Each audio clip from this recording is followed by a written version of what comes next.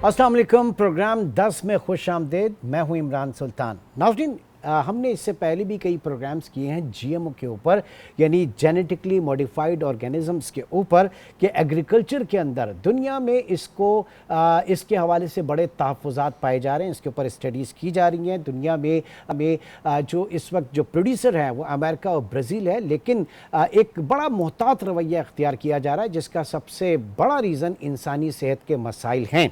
और अब हुआ यह है कि हुकूमत पाकिस्तान ने चंद कंपनीज़ को जीएमओ सोयाबीन के लाइसेंस, इंपोर्ट के लाइसेंस जारी कर दिए हैं। और ये ऐसे वक्त में हुआ कि जो मुंतखब हुकूमतें हैं वो इससे ज़रा कतरा रही थी। उन्होंने इसके हवाले से फ़ैसला नहीं किया। इससे पहले नवाज़ शरीफ साहब की जो PMLN की गवर्नमेंट थी, उन्होंने वो इससे बाज रहे। इसके अलावा जब शाहिद खाकान अब्बासी साहब की गवर्नमेंट थी, अलाउ नहीं किया। फिर इमरान खान साहब की जो गवर्नमेंट थी, उन्होंने इसको अलाउ नहीं किया। और फिर PDM में शहबाज शरीफ साहब की जो हुकूमत थी, उन्होंने भी इसको अलाउ नहीं किया। लेकिन कुछ तरमीम हुई है इसके रूल्स में, बायोसेफ्टी के रूल्स में, और ये तरमीम हुई है 2024 में, जबकि निगरां हुकूमत पाकिस्तान में मौजूद थी। और निगरां हुकूमत जिसका ये मैंडेट नहीं था कवानीन में तब्दीली का, वहाँ पर ये काम हुआ है। और उसके बाद अब इन कंपनीज़ को लाइसेंस वगैरह भी जारी किए गए। अब ये एक अलग बहस है, इसके मेरिट्स और डिमेरिट्स के ऊपर भी हम बात करेंगे कि इधर GMO जो है वो इंसानी सेहत के लिए या उसके कमर्शियल यूज़ के लिए बेहतर है या बेहतर नहीं है। हमारा पॉइंट यहाँ पर सिर्फ ये है कि अगर ऐसा कोई इक़दाम किया गया है तो क्या उसके लिए जो ड्यू प्रोसेस था, जो प्रोसीजर था, उसको फॉलो किया गया है या नहीं। क्योंकि ये एक बहुत इसमें इंतहाई हसास किस्म के मराहिल आते हैं और ये एक बहुत लंबी एक्सरसाइज लेंथी एक्सरसाइज होती है जिसको पूरा किया जाता है। उसकी रिक्वायरमेंट पाकिस्तान में पूरी हुई है या नहीं हुई। अगर हुई है तो 100 बिस्मिल्लाह, लेकिन अगर नहीं हुई है तो फिर इसके जो इम्पैक्ट खुदा न खास्ता इंसानी सेहत के ऊपर पड़ेंगे तो उसका जिम्मेदार कौन होगा, ये सवाल या निशान होगा। इस वक्त कराची स्टूडियो में प्रोफेसर डॉक्टर शाहना उरूज काज़मी इस वक्त हमारे साथ मौजूद हैं। आप वाइस चांसलर हैं वुमेन यूनिवर्सिटी स्वाबी की। इसके अलावा आप बायोसेफ्टी टेक्निकल एडवाइजरी कमेटी की मेंबर भी रही हैं और चेयरपर्सन हैं बायोसेफ्टी एसोसिएशन ऑफ पाकिस्तान, उसकी भी आप जो है वो चेयरपर्सन है। तो आप की जो ऑब्जर्वेशन है उससे हम जानने की कोशिश करेंगे। साथ ही साथ लाहौर स्टूडियो में हमारे साथ मौजूद है मोहम्मद जवाद हुसैन साहब, जो कि माहिर कानून हैं और इस पूरे प्रोसेस को उन्होंने बहुत गौर से देखा और उसके बाद उनकी कुछ फाइंडिंग्स हैं और उन फाइंडिंग्स के हवाले से उन्होंने प्राइम मिनिस्टर, NAB, FIA और इसके अलावा दीगर जो एजेंसीज़ हैं उनको लेटर लिखकर आगाह किया। एक पिटिशन भी उन्होंने फाइल की कि जनाब ये चीज़ सही नहीं हुई है, इसमें जो ड्यू प्रोसेस था उसको फॉलो नहीं किया गया। एंड अबव ऑल जो टेक्निकल चीज़ है वो हम डिस्कस करना चाहेंगे। एजाज अहमद राव साहब भी इस वक्त हमारे साथ मौजूद हैं, जो कि एग्रीकल्चर GMO एक्सपर्ट हैं, जिनसे हम जानना चाहेंगे कि GMO है क्या और इससे जो है वो फ़ायदे क्या हैं और नुकसान क्या है। मेरे ख्याल से पहले राव साहब की तरफ ही चलते हैं ताकि हमारी जो आवाम है, नाजरीन है, उनकी मालूमात के लिए हम बेसिक पॉइंट उठाएंगे, देन उसके बाद अपने डिस्कशन को कैरी करते हैं। जी एजाज राव साहब, आप बताइएगा ये GMO क्या है और GMO फूड एंड फीड का इस्तेमाल दुनिया किस तरह से कर रही है और पाकिस्तान में क्या है, ज़रा थोड़ा सा बताइएगा इसके बारे में। जी बहुत बहुत शुक्रिया। GMO बेसिकली जेनेटिकली मॉडिफाइड, आपने शुरू में आगाज़ में थोड़ा सा ब्रीफ कर दिया था। ये 1996 के अंदर इस पे काम शुरू हुआ और मुख्तलिफ क्रॉप्स के अंदर इसको मुख्तलिफ किस्म के जीन को सिलेक्ट करके शुरू में तो यही प्रोग्राम में था कि जी इसकी BT जीन जब हम डालेंगे तो हमें पेस्ट रेजिस्टेंस जो है उसका बेनिफिट होगा और पेस्टिसाइड रिड्यूस होगी। किसी हद तक हम लोग यील्ड बढ़ाएंगे। अब पहले तो कहते थे हम यील्ड इससे खासा सिग्निफिकेंट इंक्रीज कर सकते हैं, लेकिन बाद में इन्होंने थोड़ा सा टर्न लिया कि नहीं जी ये तो थोड़ा सा प्रोटेक्शन से जो सेविंग होगी वही यील्ड बढ़ेगी, क्योंकि डाटा शो ये कर रहा था कि यील्ड सिग्निफिकेंट इंक्रीज नहीं हो रही। और दूसरा ये हुआ कि 20-25 साल के बाद ये भी सामने आया कि न्यू पेस्ट और इमर्जिंग और न्यू किस्म की वीड्स जो है उन्होंने रेजिस्टेंस डेवलप करने के बाद वो डेवलप हो गई GMO क्रॉप्स के अंदर। अब जीएमओ क्रॉप्स के अंदर जो है मुख्तलिफ किस्म की क्रॉप शुरू में इंट्रोड्यूस कराई गई, जिसमें बीटी कॉटन के नाम से, ये बुलगार्ड कॉटन के नाम से थी। दूसरे नंबर पे सोयाबीन था और मेज थी। और साथ के साथ फिर मुख्तलिफ लोगों ने मुख्तलिफ क्रॉप्स के ऊपर इसका एक्सपेरिमेंट किए, और उनका मेजर गोल यही था कि वो किसी तरीके से इस टेक्नोलॉजी को, ग्रीन रेवोल्यूशन जो आया था उसके साथ साथ एक नया इनकलाब लेकर आए जीन के नाम से। लेकिन ये इट इज अनफॉर्चुनेट कि इसने बहुत जल्दी अपना प्रॉमिस डिलीवर नहीं कर पाई, जो कि शुरू के अंदर एक साइंटिफिकल कम्युनिटी के अंदर एक कंसेंसस थी कि शायद हम लोग एक बेहतर इन्वायरमेंट, एक बेहतर टेक्नोलॉजी की थे। लेकिन ये बीटी कॉटन का पाकिस्तान के अंदर भी तजर्बा हुआ। हमने 2003 में इनफॉर्मली ले आए, उसके बाद 2005 में हमने बायोसेफ्टी गाइडलाइन पास की कि हमने ठीक है, किस तरीके ये से ये ये ये तो ज़ाहिर की एक पूरी हिस्ट्री है। ये मुझे बताइए, अभी हम बीटी कॉटन के हवाले से बात कर रहे हैं, हम फूड और फीड के हवाले से अगर आते हैं, सोयाबीन के हवाले से अगर आते हैं, तो दुनिया में क्या रिजर्वेशन है? अगर कोई खतरा इंसानी सेहत का है इससे या नहीं है, ये एक मिथ है? जीएमओ सोयाबीन की सिर्फ स्पेसिफिक अगर हम बात करते हैं तो जीएमओ सोयाबीन की इस टाइम 50 के करीब इवेंट्स दुनिया में अप्रूव किए हैं, उनके डिफरेंट कंट्रीज के उनके रेगुलेटर्स ने। अच्छा, इसके अंदर जो दो किस्म की ट्रेड्स होते हैं कि उसमें उसकी खासियत क्या आ रही है। एक है इंसेक्ट रेजिस्टेंस, जिसे हम अमूमन बीटी कह रहे होते हैं, और दूसरी है हर्बिसाइड टॉलरेंस, कि उसमें हम जड़ी बूटियों के खिलाफ जो हर्बिसाइड यूज़ करते हैं तो उन पौधों पे असर नहीं पड़ता। ये दो किस्म की चीज़ें चलती हैं साइड बाय साइड, और अगर इन दोनों को हम किसी एक सीड में डाल देते हैं तो वो हमें कराते हैं जी स्टैग जीन। अब हुआ ये कि वो 50 जो इवेंट्स, याद रखें कि हमें मैं इसको हाईलाइट करूंगा, बोल्ड करूंगा कि एक लफ्ज़ है इवेंट। हर मुल्क के एक अपने इवेंट हैं सोयाबीन के, जीएमओ सोयाबीन के। तो जीएमओ उसमें सोयाबीन के अंदर तो मौजूद है, लेकिन इवेंट जो है वो हर मुल्क में वो पास नहीं है उनके रेगुलेटर के, for food, for feed and for cultivation. अब फॉर एग्जांपल मैं अगर 50 में सिर्फ अमेरिका को सिर्फ डिस्कस करूं, यूएसए क्योंकि पॉइनियर है इसके अंदर, तो वहां पे सिर्फ 26 जीएमओ सोयाबीन इवेंट्स जो हैं अप्रूव्ड हैं। ओके सर, वक्त की ज़रा किल्लत है, लिहाजा मैं चाह रहा हूँ कि ज़रा थोड़ा सा हम उस टॉपिक के ऊपर आ जाएं कि जनाब इसमें इंसानी सेहत के लिए कोई ख़तरा है या नहीं है। ये मिथ जो है, मैं इसके ऊपर जवाब चाह रहा था। लेकिन जब भी कोई नई टेक्नोलॉजी आती है ना, उनके हेल्थ हैजर्ड्स आहिस्ता आहिस्ता करके सामने आने लगते हैं। अब इस जीएमओ सोयाबीन के ऊपर हम लोग यूज़ करते हैं ग्लाइसोसल्फेट, दूसरे मतलब में राउंड अप, जो कि मोनसेंटो ने किसी ज़माने में बनाई थी, एक वीडीसाइड। 2015 में डब्ल्यूएचओ की एक पूरी टीम ने डिक्लेयर किया, और उनकी वेबसाइट पे आज भी मौजूद है कि इट इज़ कार्सिनोजेनिक, या दूसरे मतलब में काज कैंसर इन ह्यूमन। और उसके रिजल्ट में ये हुआ कि जब से डब्ल्यूएचओ ने डिक्लेयर किया, अमेरिका के अंदर हज़ारों की तादाद में लोग अदालतों में गए, लॉ सूट उन्होंने फाइल अप किए, और वो आज जीत रहे हैं। मुख्तलिफ किस्म के फार्मर, मुख्तलिफ किस्म ठीक है, ठीक है, दैट्स द पॉइंट। ये पॉइंट यहाँ पे अगर उनकी वेबसाइट पर भी मौजूद है। जी डॉक्टर शाहाना, अब बताइएगा कि क्या एक प्रोसीजर होता है इस चीज़ को? ज़ाहिर है कि एक इमर्जिंग टेक्नोलॉजी है, इसको लेकर चलना, कमर्शियली इसको लेकर चलना, इसका प्रोसीजर क्या होता है पूरा, अगर आप लाइसेंस करें जीएमओ को? जी हाँ, मेरे ख्याल से लाइसेंस तो ज़रा दूर की बात है। अभी आप जो बात कर रहे थे कि इसके हेल्थ हैज़र्ड्स, तो ये जो कुछ भी हम चेंजेस ला रहे हैं इसके अंदर, जेनेटिकली आपको रिकॉम्बिनेंट डीएनए टेक्नोलॉजी को इस्तेमाल करते हुए काफ़ी चीज़ों में चेंजेस की गई हैं, इधर की जीन उधर, और उस जीन के जो फ़वाइद है वो भी होते हैं। लेकिन इस सब को देखने के लिए हमें जो एक पूरा प्रोसीजर है उसको फॉलो करना होता है हमें। तो जैसा कि अभी बता रहे थे कि 2005 में, तो ये देखिए 2000 में हमारे पास ये बायोसेफ्टी रूल्स बने थे, और उसके बाद हमारी गवर्नमेंट ने 2005 में इनको अप्रूव किया बायोसेफ्टी रूल्स को। और मैं क्योंकि पाकिस्तान एग्रीकल्चर रिसर्च काउंसिल में 3 साल रही, और वो साल वही थे जब ये मामला सब हो रहा था कि बीटी कॉटन की इजाज़त दी जाए या ना दी जाए, तो आपको पता है कि उसके अंदर कोई हमारी 15-20 मीटिंग्स, टेक्निकल एडवाइजरी कमेटी है। पहले ये जो इंस्टीट्यूशन है वहाँ रिसर्च होती है, वो उसमें जीन मैनिपुलेशन, कितना अरसा लगता है रिसर्च में? मतलब यानी काफ़ी अरसा लगेगा, क्योंकि मतलब महीनों पे सालों पे भी हो सकता है। Okay. क्योंकि हमारे यहाँ 2 इंस्टीट्यूशंस में, यूनिवर्सिटी ऑफ फैसलाबाद में और लाहौर में, ये सब चीज़ें शुरू हुई थी और हमें ये सबमिट किया गया कि हमने ये जीन इसमें डाल दी है और ये सब कुछ कर लिया है, कोई इसके अंदर प्रॉब्लम्स नहीं है। तो हमारे पास पूरा डोजियर आया, तो उसके बाद हमने उसको हर पेज को, हर चीज़ को देखा कि भाई जो टेक्निकल एडवाइजरी कमेटी की मैं मेंबर थी from Pakistan agriculture research council, और भी हमारे तमाम मेंबर्स थे। तो उसमें देखा कि ये जो कुछ किया है इन्होंने, अगर इसको ग्रो करते हैं कि एरिया में, तो वहाँ की जो बाकी बायोडाइवर्सिटी है वो कैसे डिस्टर्ब होगी,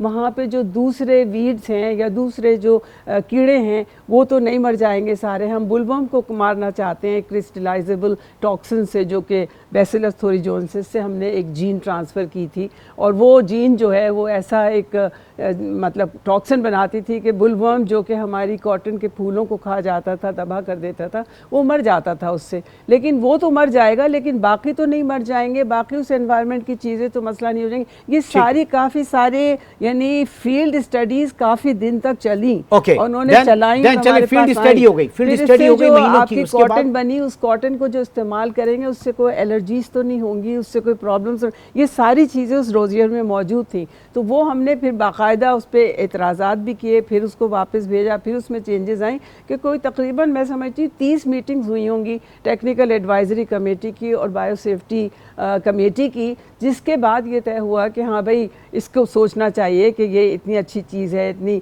इंसेक्ट से भी रेजिस्टेंट है और ये सारा कुछ। तो फिर मतलब जब दे दी इजाज़त, उसके बावजूद भी ये हुआ कि 2008 में इजाज़त दी गई, अप्रूवल दिया गया कि जी हाँ जीएम कॉटन जो है उसकी इजाज़त मिल गई। फिर 2010 में कल्टीवेशन सारे में रेगुलराइजेशन के बाद हुई है। तो ये बहुत लंबा प्रोसेस है, यानी टेक्निकल एडवाइजरी कमेटी, इसके बाद भी ये चीज़ चलती रहती है, रिस्क असेसमेंट चलता रहता है कि जो इजाज़त दी है, जो जीन थी वो जीन परफॉर्म कर रही है या नहीं कर रही है, उसका जो प्रोडक्ट बन रहा है एफिशिएंसी है उसमें नहीं। तो ये एक पूरा प्रोसेस है, it takes lot of time. अंदाज़न महीनों लग सकते हैं, यानी उस जीन का बनाना, मतलब उसको उसमें तो इसका मतलब ये हुआ कि पाकिस्तान में अगर कमर्शियल लाइसेंस जीएमओ सोयाबीन को दिए जा रहे हैं तो उसके पीछे आपको महीनों का सफर नहीं लग रहा, जो होना चाहिए, जो उसकी किसी भी स्टडी के हवाले से। ये तो मैं और आप नहीं कह सकते, ये तो पूरा देखें कि क्या हुआ है, कहाँ से इनिशिएट हुआ और कितने दफा। जरा बुनियादी सवाल की तरफ चलते हैं। इस वक्त जवाद साहब हमारे साथ मौजूद हैं। जवाद साहब, ये इस वक्त government of Pakistan ministry of climate change and environmental coordination, इनका जो लेटर जिसमें licence to import genetically modified GM soybean grain drive thereof direct use as a food feed और फला, इसमें ये कह रहे हैं कि जनाब in exercise of the power conferred under rule 11 of the Pakistan biosafety rule 2005 amended 2024 in bracket, ये 2024 में अमेंड हो गया। उस वक्त कोई मुंतखब हुकूमत नहीं थी, केयर टेकर गवर्नमेंट थी, और केयर टेकर गवर्नमेंट जो है उसका ये इस्तेकाक नहीं होता, मैंडेट नहीं होता। आपकी क्या ऑब्जर्वेशन थी इसके हवाले से? इमरान शायर ने क्या खूब कहा कि मैं किसके हाथ पे अपना लहू तलाश करूं, मैं किसके हाथ पे अपना लहू तलाश करूं, तमाम शहर ने पहने हुए हैं दस्ताने। इमरान साहब, फर्स्ट ऑफ ऑल तो ये कि ये जो जीएमओ ये जो सीड्स हैं, ये 2024 में जो केयर टेकर गवर्नमेंट ने इसको अलाउ किया या इसको अलाउ करवाया गया, first of all care taker government allow कर ही नहीं सकती, ना उसमें किसी भी किस्म की कोई अमेंडमेंट कर सकती है। ये बड़ा वाज़ेह है, आपने भी इसका जिक्र ऑलरेडी कर दिया है। जो सेक्शन 230 इलेक्शन जो है, इलेक्शन का सेक्शन 230, उसमें बड़ा वाज़ेह है, आप भी समझते हैं लॉ को, मैं भी एक अदना सा तालिब इल्म हूँ कानून का, मैं भी थोड़ा सा समझता हूँ कि सेक्शन जो 230 है वो इस चीज़ की तशरीह करता है कि आप किसी भी किस्म की जो केयर टेकर गवर्नमेंट है वो किसी भी इस तरह के इदारे को वो कर नहीं सकती। मैं थोड़ा सा इसकी बैक पे जाना चाहूँगा। 1997 से ये जो जीएमओ है ये बैन है पाकिस्तान में इसमें किसी भी किस्म की जो है ना वो अलाउ नहीं किया गया इमरान साहब। ठीक है, ये होता चलता आता है। 1997 में मैम ने भी इस पे बड़ी वाज़ह की कि 2005 में इसके जो है ना ऊपर वो बने हैं, रूल बने हैं। 2005 में जब इमरान साहब इस पे रूल बनते हैं या रूल बने हैं, तो उसके बाद उससे जो भी अगली हुकूमतें आती गई हैं, उनमें से जितनी भी इलेक्टेड गवर्नमेंट आई हैं, उन्होंने इसकी अमेंडमेंट नहीं की, उन्होंने इसको कहीं पे भी जो अलाउ नहीं किया। अब मैं गुजारिश ये करना चाह रहा हूँ कि आखिर क्या वजह पेश आई कि डीजी जो ईपीए इन्वायरमेंट है, डीजी जो इन्वायरमेंट है, उन्होंने आखिर इसकी क्या ज़रूरत पेश आई कि उन्होंने ये सारी चीज़ केयर टेकर गवर्नमेंट से जो है ना वो अलाउ करवानी चाहिए, या गवर्नमेंट जो केयर टेकर गवर्नमेंट है उसने ये अलाउ किया। ठीक है, मेरा सवाल जो मैंने किया है इदारों से, मैंने जो खत लिखा है वज़ीर आज़म पाकिस्तान को, मैंने खत लिखा है सदर पाकिस्तान को, मैंने खत लिखा है नैब को, मैंने आर्मी फोर्सेस को, जितने भी हमारे जो इदारे हैं, मैंने उन सारों से रिक्वेस्ट भी की है, इल्तिजा की है, और मैंने उनको ये कहा है कि आखिर ये क्या वजह है। ठीक है, मेरा ये यहाँ पे, मैं बैसियत पाकिस्तानी शहरी, मैं बैसियत कानूनदान, मेरा ये हक बनता है कि अगर मैं कहीं पे भी अपने मुल्क में कुछ गलत होता देखूं तो मैं उसके लिए आवाज़ उठाऊं। मैं एक अदना सा जो आवाज़ है वो बना हूं, और मैं उस पर कोशिश की है। इसमें मैं इमरान साहब, मैं आपको साथ साथ थोड़ा ये भी बताता जाऊं, वैसे तो हमारे साथ माहिरीन मौजूद हैं, वो ज्यादा इसकी तफसीली जो बात है वो आपके सामने रख सकेंगे। अच्छा, आपकी जो डिटेल्स हैं, एक कमर्शियल ब्रेक की मुझे कॉल दी जा रही है, कमर्शियल ब्रेक भी से कंटिन्यू रखूंगा, लेकिन ब्रेक पे जाने से पहले मैं ये ज़रूर बताता चलूँ, ये जो बार बार हम बात कर रहे हैं ना कि केयर टेकर गवर्नमेंट जो है वो ये अमेंड नहीं कर सकती थी, तो मेरी खुद काकड़ साहब से, अनवारुल्लाह काकड़ जो कि निगरां वज़ीर आज़म रहे, इस हवाले से मेरी खुद उनसे बात हुई, और उन्होंने कहा कि ये किसी सब कमेटी के लेवल पे इसका अप्रूवल हुआ होगा, और मतलब ऐसी चीज़ें आती रहती हैं। तो बुनियादी सवाल यह है कि यहाँ पे अगर आपको गंदम इंपोर्ट करनी है या एक्सपोर्ट करनी है, तो वो मामला भी आप कैबिनेट कमेटी में लेके जाते हैं और प्राइम मिनिस्टर की अप्रूवल होती है। लेकिन यहाँ पर तो पॉलिसी शिफ्ट है, आप नॉन जीएमओ स्टेटस से जीएमओ स्टेटस की तरफ जा रहे हैं, तो उसमें ये ऐसे कैसे हो गया। एक छोटा सा ब्रेक के बाद प्रोग्राम को जारी रखेंगे।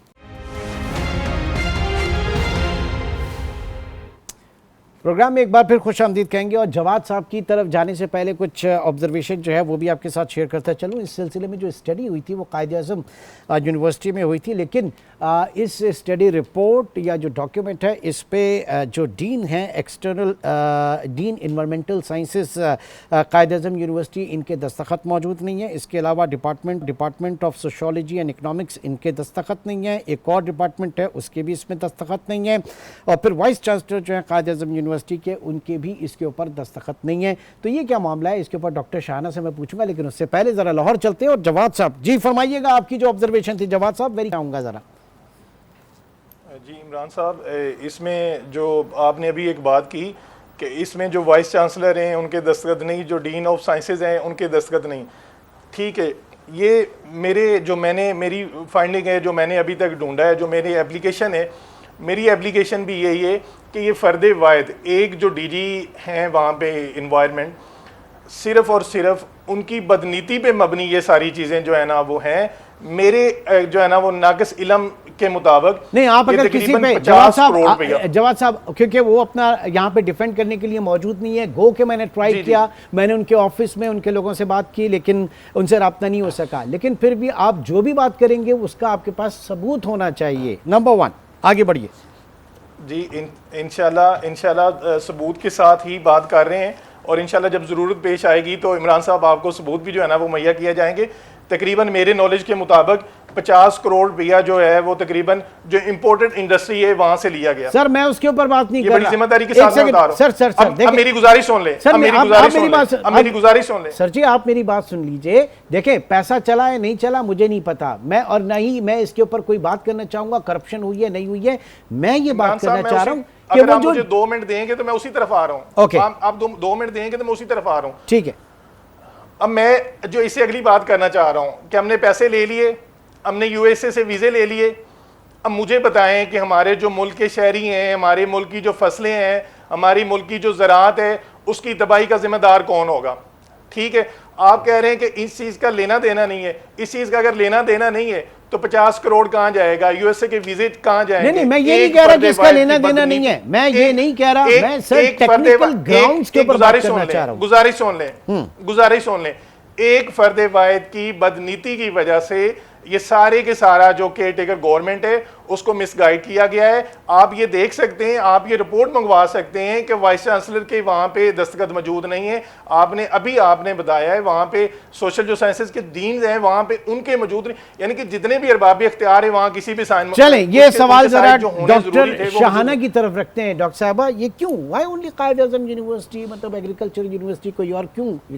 लेकिन देखिए मुझे तो डिटेल्स नहीं पता, लेकिन जो मेरी नॉलेज है, मतलब जो हमने किया है काम as member of animal sciences Pakistan agriculture research council, तो जो हमारे पास टेक्निकल एडवाइजरी कमेटी के अंदर डोजियर बन के आते हैं, वो तो जो रिसर्चर्स हैं, जो प्रिंसिपल इन्वेस्टिगेटर है, वो ये सारी चीज़ें हमें करके डोजियर देता है कि इसके एनवायरमेंटल इफ़ेक्ट्स क्या होंगे, हेल्थ इफ़ेक्ट्स क्या होंगे, और इसकी क्या मतलब ख़ास खूबियाँ हैं, किस किस चीज़ से ये पेस्टिसाइड रेजिस्टेंट हो जाएगा, हर्बल टॉलरेंट हो जाएगा, ये सारी चीज़ों के एविडेंस के साथ इंडिया में हो रहा है, एक्सपेरिमेंट, इंडिया में चले आगे बढ़ते हैं, एक्सपेरिमेंट्स के रिजल्ट्स के साथ हमारे पास ये सब कुछ आता है। तो हो सकता है कि कायद-ए-आज़म यूनिवर्सिटी में ये रिसर्च की गई है और उन्होंने डोजियर पूरा बना के जो है वो भेजा है टेक्निकल एडवाइजरी कमेटी को, और इंस्टीट्यूशनल बायोसेफ्टी कमेटी को कायद-ए-आज़म यूनिवर्सिटी के भेजा गया होगा। उसके बाद टेक्निकल एडवाइजरी कमेटी की मीटिंग हुई होगी जो मिनिस्ट्री करवाती है। ये हुआ है या नहीं? टाइम टेकिंग एक्सरसाइज है ना, you are agreed with this one.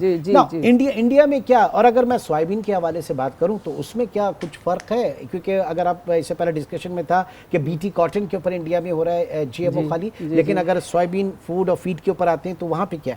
नहीं, मतलब देखें ना, वहाँ पे तो सिर्फ बीटी कॉटन की हमारे तक, हम तो ये जानते हैं कि बीटी कॉटन वहाँ पे अलाउड है, और there are concerns of people about GMOs. मगर ये आप देखिए कि ना एक्सप्लोजन ऑफ पॉपुलेशन जो है वो डिमांड करती है कि हमें कुछ ऐसी चीज़ें करनी चाहिए कि हमारी फसलें तेज़ी से ग्रो हों और वो डिस्ट्रॉय ना हो जाए। तो इन सब चीज़ों को देखते हुए तो जीएमओ के फेवर में बात जाती है, लेकिन मसला अब सिर्फ ये है कि जीएमओज आए, but there are certain rules and regulations which have to be followed. That's a point, हम यहाँ पर जो डिस्कस कर रहे हैं, अचानक ख्याल क्यों आया, दैट इज रियली समथिंग, और किस लेवल पे आया और वो कहाँ से अप्रूव हुए। जी जवाद साहब एक बार फिर आपकी तरफ आते हैं, प्लीज कंटिन्यू कीजिएगा। जी मैंने जो अपनी आपसे पहले रिक्वेस्ट की थी कि मुझे कोई 2 मिनट दीजिएगा ताकि मैं अपनी गुजारिश कर सकूं। अब यहाँ पे इमरान साहब तकरीबन 30 कंपनीज को जो इन्होंने दिया है रजिस्टर्ड करवा रहे हैं, जिसमें प्राइवेट कंपनियां हैं, जिसमें यूनिवर्सिटी भी शामिल हैं, जिनको ये रजिस्ट्रेशन जिनकी करवा रहे हैं और जिनको अलाउ कर रहे हैं कि ये जो जहर है ये बेचें भी और आगे जो है शिफ्ट भी करें और मुंतकिल करें और नस्लों को तबाह करें। ठीक है, ये मेरी एप्लीकेशन का मतन भी है, ये मेरी एप्लीकेशन में शामिल भी है, और मैं इस पे जो है ना वो आपके सामने आपके तवज्जुह से ये बता भी रहा हूँ। नहीं तो कहीं इंटरटेन किया आपकी इस एप्लीकेशन को, कहीं इंटरटेन किया गया है कि नहीं, टेकअप किया गया है कहीं?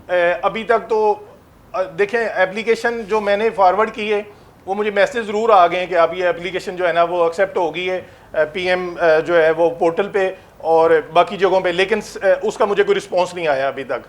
ठीक है, अब मैं आपके तवज्जुह से ये भी कहना चाहूँगा कि मैं इसमें कोशिश कर रहा हूँ कि जो हमारी फार्मर की, जो हमारी किसानों की तंजीमें हैं, हम उनको भी इन्वॉल्व करें, हम जो इसमें साइंटिस्ट हैं उनको भी इन्वॉल्व करें, हम जो माहिरीन हैं हम इनको भी इन्वॉल्व करें, बल्कि माहिर कानून जो हैं हम उनको भी इसमें इन्वॉल्व करें, और हम इंशाल्लाह इस पर पूरी वर्किंग करके, मैं समझता हूं कि मुझे पूरी उम्मीद है कि जो गवर्नमेंट है वो इस पे इंशाल्लाह क्विकली एक्शन लेगी। देन अगर वो देखिए वो एक्शन अगेन जवाद साहब अगेन वो एक्शन यहाँ पर इस पूरे डिस्कशन का मतलब सिर्फ और सिर्फ एक है, और वो ये कि अगर ये बेहतर है पाकिस्तान के लिए तो जनाब इसको एक ड्यू प्रोसेस जो है उसको फॉलो करके किया जाए। ये हैफ हैजर्ड और इनकम्प्लीट चीज़ें ये बहुत बड़े सवाल जो है वो छोड़ती हैं। मैं सवाल रखूँगा इस वक्त राव साहब की तरफ, और वो सवाल बुनियादी ये होगा, राव साहब बताइएगा कि जनाब ये जीएमओ अगर सोयाबीन के हवाले से जो इंपोर्ट की इजाज़त दी गई है, इसके क्या इम्पैक्ट जो है वो देखे जा सकते हैं? एक ये सवाल, एक छोटे से ब्रेक की भी कॉल है, तो ब्रेक के बाद मैं चाहूँगा राव साहब इसके ऊपर जवाब दें। एक छोटे से ब्रेक के बाद दोबारा मिलते हैं। प्रोग्राम में एक बार फिर खुश आमदीद कहेंगे। एजाज अहमद राव इस वक्त हमारे साथ मौजूद हैं। राव साहब बताइएगा, जो सवाल था कि जनाब ये कमर्शियल इंपोर्ट अगर अलाउ कर दी गई है जीएमओ के हवाले से, सोयाबीन के हवाले से, तो इसको किस तरह से देखा जा रहा है? ये सही है या गलत है? इसके फ़ायदे हैं या नुकसान है? आप क्या देख रहे हैं? देखिए, इससे ये ले रहे हैं कि हमें सिर्फ ये ऑयल, एडिबल ऑयल के लिए चाहिए, यानी साल्वेंट को चाहिए, ये पोल्ट्री इंडस्ट्री को चाहिए। हकीकत ये है कि सोयाबीन की हम दाल भी खाते हैं, सोयाबीन का हम फ्लावर भी लेते हैं, सोयाबीन के और भी प्रोडक्ट हैं जो मार्केट में कंज्यूमर डायरेक्ट यूज़ करता है। लिहाजा इसकी एवेल्युएशन के लिए जो ये हम डॉक्टर साहबा कह रही है ना कि हमारे पास टेक्निकल एडवाइजरी कमेटी है, जनाब वाला हमारे पास तो कैपेसिटी नहीं है एनबीसी के पास कि वो सही तरीके से एवेल्युएशन करें। आप कभी इनके एनबीसी के या टैग के दफ्तर जाके देखें कि लोगों ने कौन सी सेफ्टी एनालिसिस की या बायोसेफ लोकल इंडिजिनस स्टडी कंडक्ट की और वो डाटा प्रॉपरली सबमिट किया गया। ये सारा का सारा कागजी कार्रवाई हो रही है और हम चंद एक पेपर सबमिट करते हैं और परमिशन ले लेते हैं। टेक्निकल एडवाइजरी साइड पे तो जिस तरह हाल है, जिस तरीके से इन्होंने कॉटन के साथ किया कि आज हम लोग 15 मिलियन बेल से जो 2004-05 के अंदर हुआ करती थी, हमेशा 12 मिलियन बेल पे थे और अब आहिस्ता आहिस्ता करके हम 3-4 मिलियन बेल पे आ गए। और जस्टिफिकेशन में हम यही कहे जा रहे हैं जी क्लाइमेट चेंज। हालांकि पिंक बुल वर्म जो जिसके लिए ये कॉटन बनी थी, बीटी या जीएमओ, वो थी इसीलिए थी कि आपने अपने बीटी के हिसाब से अपने पिंक बुल वर्म को कंट्रोल करना है, लेकिन वो कंट्रोल तो उसमें रेजिस्टेंस इतनी आ गई कि वो अब आप कॉटन की हमें अपनी प्रोडक्शन बचाने के लिए अब हमें सिवाय पेस्टिसाइड के और कोई और अब दूसरा ऑप्शन ही नहीं है। तो ये एक तो ये, दूसरा ये है कि जीएमओ हमारे सोया जो लेकर आ रहे हैं वो उसके असरात पड़ेंगे जब हमें इसको लॉन्ग टर्म इस्तेमाल करेंगे। और एक सबसे बड़ा है कि इन सब जीएमओ जो सोयाबीन है इसके ऊपर जो वीडीसाइड इस्तेमाल हुई है वो तो प्रूवन है कि वो काज कैंसर और उसके टॉक्सिन लेवल, उसके टॉक्सिटी जो है वो मौजूद है इस सीड के अंदर।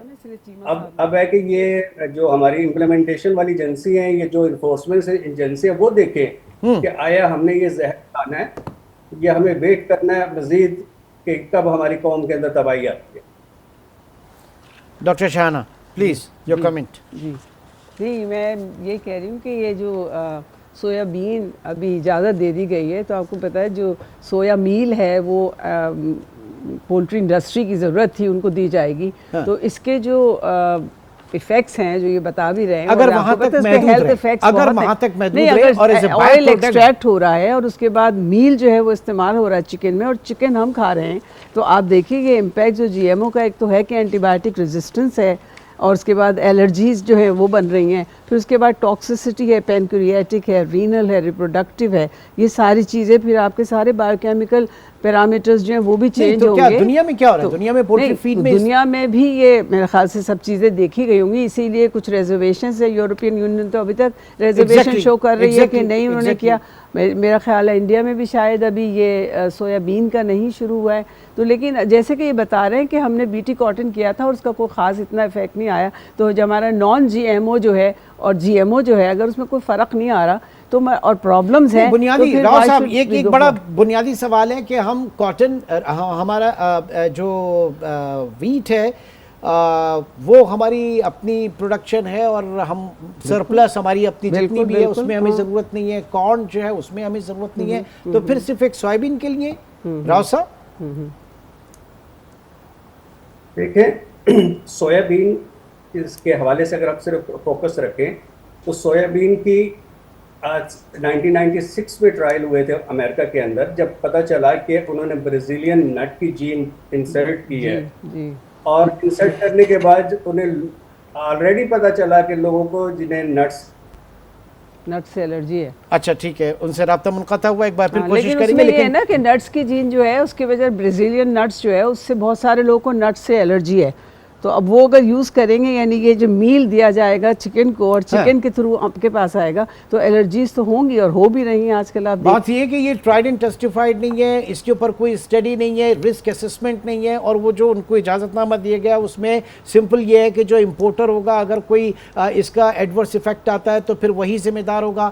जी जवाद साहब, ये सारी चीज़ें, इसमें कोई किसी को डराया नहीं गया कि जनाब इतनी पेनल्टी होगी और ये सारी चीज़ें, इसको इजाज़तनामे को किस तरह से देख रहे हैं आप, बताइएगा।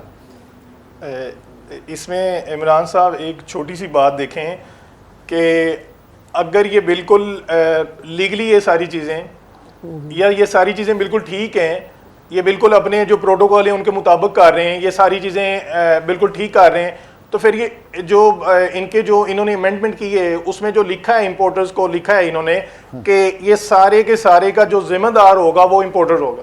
हाँ। ईपा क्यों नहीं होगा? मेरा सवाल ये कि ईपा क्यों नहीं होगा?